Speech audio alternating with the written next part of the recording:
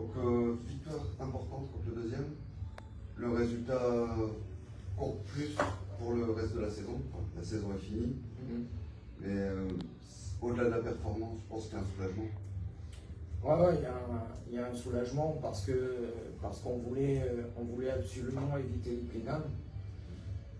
On savait que c'était un peu le service minimum sur lequel on était, c'est-à-dire le maintien de cette équipe de Saint-Amand et nos baskets en Ligue 2. Aujourd'hui, cette victoire contre Mondeville, elle est probante dans le sens où on est allé chercher avec beaucoup d'agressivité.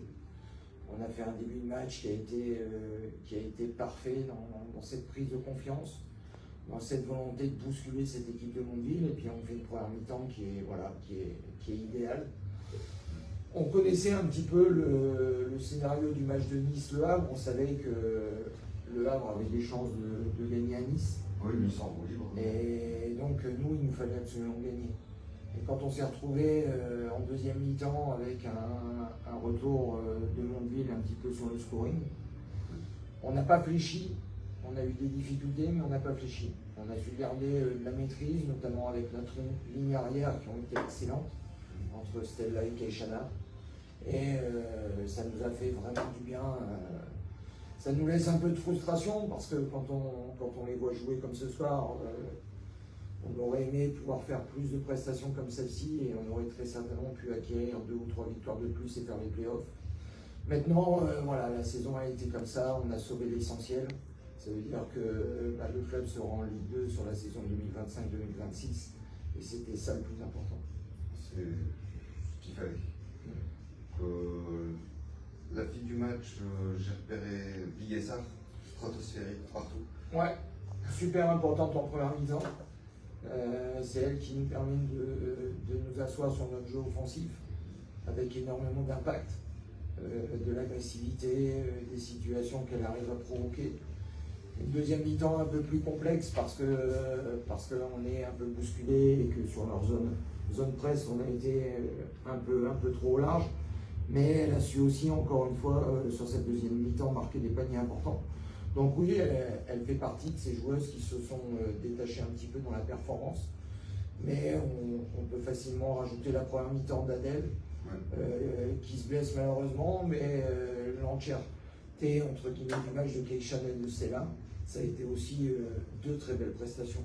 Adèle était à 100% au moment de sa blessure. Ouais.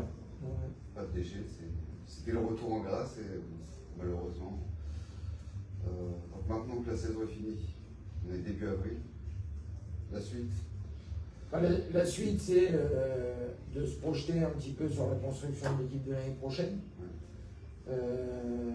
Alors, on va faire des bilans individuels cette semaine. Il y aura des entretiens individuels avec toutes les joueuses. Il y a des joueuses qui sont en fin de contrat, on va libérer. Il y a des joueuses qui sont sous contrat, avec qui on va continuer l'aventure, et d'autres qui sont sous contrat, avec qui on va négocier un départ. Donc voilà, aujourd'hui on est dans ces prémices de construction d'une équipe. On ne voulait pas accélérer les choses par rapport à notre objectif de maintien. Donc maintenant qu'on est maintenu, on va avoir ce moment de réflexion avec le président et Magali pour bien poser les fondations sur l'équipe 2025-2026, en sachant que notre objectif sera de répondre plus favorablement entre guillemets à l'exigence du haut niveau, c'est-à-dire de viser beaucoup plus haut, de pas revivre la saison qu'on a pu vivre. Maintenant, ça sera une autre aventure avec une autre équipe, donc il faudra bien travailler pour pouvoir construire notre jeu. Mais on est aujourd'hui, avant tout, très satisfait de notre victoire ce soir et du maintien. Donc, parlons de recrutement, c'est pas maintenant. Par contre, quelle a été la difficulté justement de reprendre un groupe sur lequel vous n'avez pas influé du tout? Vous êtes arrivé tellement en cours de saison et tout était terminé, les mercato clos. C'est jamais simple. Je pense que le groupe avait besoin de confiance au départ. J'ai essayé de lui rapporter cette confiance. J'ai essayé de changer un petit peu les choses dans ce qui pouvait être déployé en attaque et en défense. J'ai essayé de repositionner certains leaderships sur des joueuses. J'ai toute la saison essayé de chercher un leader vocal parce que j'ai eu du mal à trouver. Je l'ai eu ce soir avec Stella et Keishana, mais sur l'ensemble de la saison, je pense que dans cette capacité à l'une d'entre elles de prendre vraiment l'ascendant sur les autres dans le lead et puis dans la communication et dans le mental.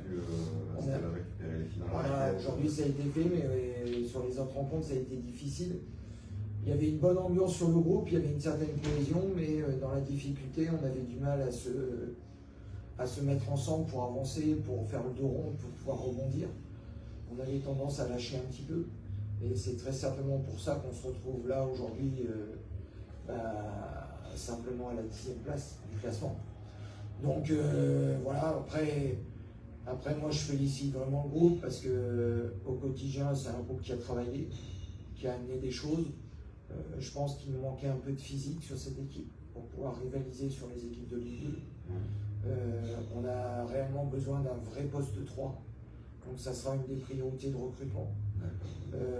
On a besoin aussi d'une joueuse d'expérience qui nous amène justement ce vécu et cette capacité à pouvoir transmettre les messages et de faire entre guillemets, progresser les unes et les autres dans l'objectif commun qu'on aura. Donc c'est deux axes un petit peu de priorité. Et puis après, je pense qu'on a besoin aussi d'augmenter notre capital sur le secteur intérieur. On a manqué de temps en temps un peu de performance. Donc on va aussi s'attacher à pouvoir peut-être recruter sur le secteur intérieur aussi. D'accord. Ça va être des choses qui vont arriver petit à petit, on va pas... Ouais, c'est en discussion. Il y a déjà... On va laisser la saison se finir partout. Voilà, il y a des avancées, mais il n'y a rien de finalisé. Et puis une équipe, ça se construit dans un ensemble. Donc il faut vraiment que chacune d'entre elles puisse trouver son propre rôle, que chacune a quelque chose à jouer dans le collectif. C'est important, le projet individuel va être important. Mais avant tout, je veux et j'y tiens énormément, je veux que l'équipe 2025-2026 puisse avoir son identité. Ça veut dire qu'on soit attaché à des valeurs qui me paraissent importantes. Et les valeurs qui me paraissent importantes, c'est celles que j'ai vues ce soir. L'agressivité, la cohésion, le fait de ne jamais lâcher, d'avancer, de croire en soi. Je pense que c'est des valeurs qui sont importantes. Et quand on aura ces valeurs-là, on aura notre public qui sera toujours derrière nous. Justement, dernière chose, en parlant de cohésion, de public, dans certains sports, on voit le public se désengager vis-à-vis des siens, on va dire. Quand le classement est en berne, aujourd'hui, on a encore une salle pleine, du public derrière. Un dernier mot pour les supporters je voudrais vraiment les remercier. Moi, j'ai la chance de les avoir côtoyés il y a déjà quelques années et ils étaient déjà formidables. Et aujourd'hui, ils le sont encore. C'est des spectateurs qui connaissent le basket, mais qui ont aussi cette fierté, entre guillemets, de porter les couleurs avec nous et qui ont simplement l'envie qu'on réussisse. Mais pour ça, on a besoin aussi de leur donner des choses. On est aussi dans cette obligation de montrer qu'on ne lâchera pas le morceau et qu'on avancera et qu'on se donnera les moyens de gagner.